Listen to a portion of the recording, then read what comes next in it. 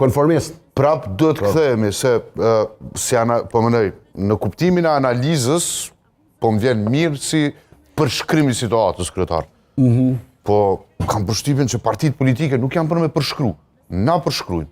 Na tregojnë, na si media tregojnë që ekziston një grup atje i organizuar, i lule xhelave, cilët kanë komentuar në mënyrë të vazhdueshme dhe që një 10 vjet bojnë terror online mbi këndo që e bën një statusin Facebook. Kushdo që flet Arben, kushdo që flet në platformë publike, çfarë është kjo juja?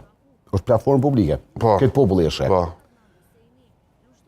Nëse supozon që nuk jemi cunga, në copë druni, na flasim për ato që besojmë që ka nevojë me u fol. Nëse ju e kishit shpenzu këtë temë, unë kisha fol diçka tjetër. Shumë kam dëshirë me fol pse në Kosovë duhet me unis gjenerimi i energjisë elektrike. Me u fokusu veç aty, që sot u e bo kë. Se kemi met pa rrym. Është qereku i dytë i shekullit 21. S'kemi rrym. Ky s'do me bo rrym.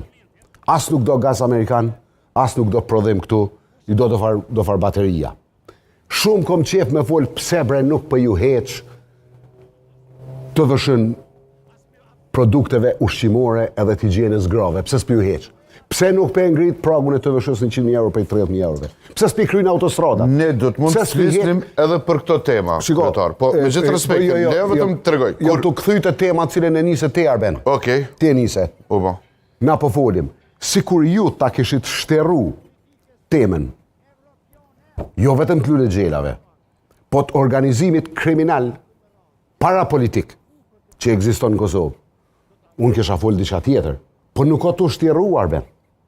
Edhe shiko dhe njëherë, mos e kupto këto as fare për Kanal 10, as për ty